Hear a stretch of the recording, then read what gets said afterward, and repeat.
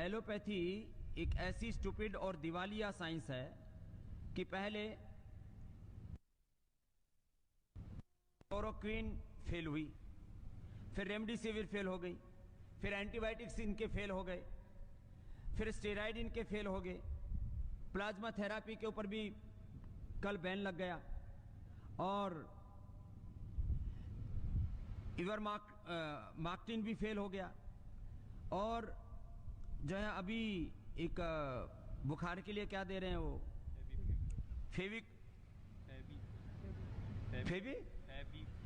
फेविफ्लू, वो भी फेल है। जितने भी दवाएं दे रहे हैं, फिर लोग कह रहे हैं तमाशा हो क्या रहा है। बुखार की दवाई उनकी कोई कोरोना के ऊपर काम नहीं कर रही, क्योंकि आप बॉडी का टेम्परेचर उतार देते हैं। टेम्परेचर जिस कारण से आ रहा है, उस वायरस को, उस इन्फ्लेमेशन को, उस बैक्टीरिया को, उस जो है अलग उस फंगस को, जो भी अलग अलग प्रकार के इन्फेक्शन जिस कारण से बुखार हो रहा हो, उसका निवारण तुम्हारे पास में है नहीं, तो कैसे ठीक करोगे। इसलिए मैं बहुत बड़ी बात कह रहा हूं, हो सकता है इसके ऊपर कुछ लोग विवाद करें। लाखों लोगों की मौत एलोपैथी की दवा खाने से हुई है। जितने लोगों की मौत हॉस्पिटल न जाने के कारण से हुई है, ऑक्सीजन न मिलने के कारण से हुई है, उससे ज्यादा लोगों की मौत ऑक्सीजन के बावजूद हुई है, दवा एलोपैथी की दवा मिलने के बावजूद हुई है। इस तरह के जो बयान हैं, डॉक्टरों का मनोबल कम होता है, और जो दिन रात अपनी जान गंवा के सेवा कर रहे हैं, उसके लिए मैं तो कहूँगा कि ये बहुत ही दुर्भाग्यपूर्ण है कि इस तरह का बयान किसी को भी नहीं देना चाहिए।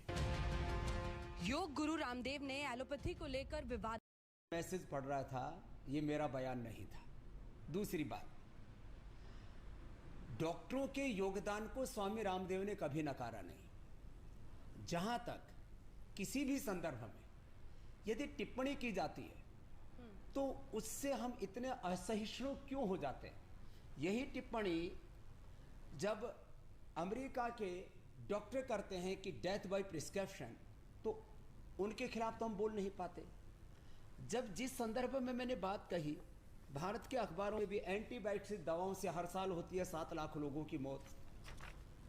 जब WHO ये कहता है कि अभी तक कोरोना की कोई मेडिसिन नहीं है, जो हम मेडिसिन दे रहे हैं कोरोना के लिए, चाहे वो रेमडेसिविर दे रहे हैं, फेविफ्लू दे रहे हैं, चाहे और जो कुछ भी प्रयोग कर रहे हैं, ये सिम्टोमेटिक दवाइयां हैं।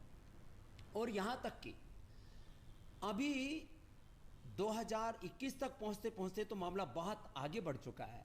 एडवर्स ड्रग रिएक्शन के कारण से 462 बड़े ड्रग्स को पूरे वर्ल्ड में बैन कर दिया गया है।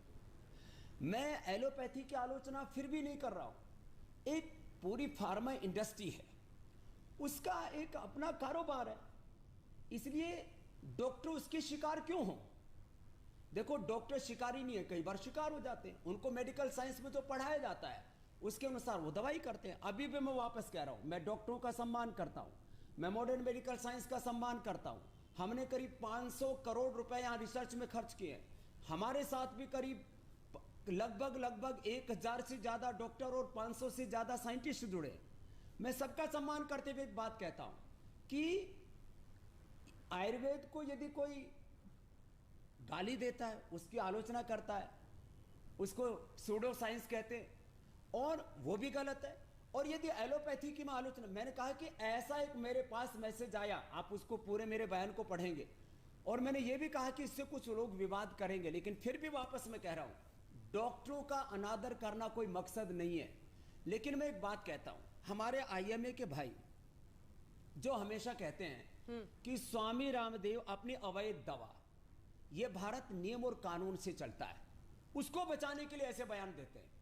ये जो कोरोनिल यहां पर रखी हुई है, भारत सरकार से दवा का लाइसेंस इसको मिला है।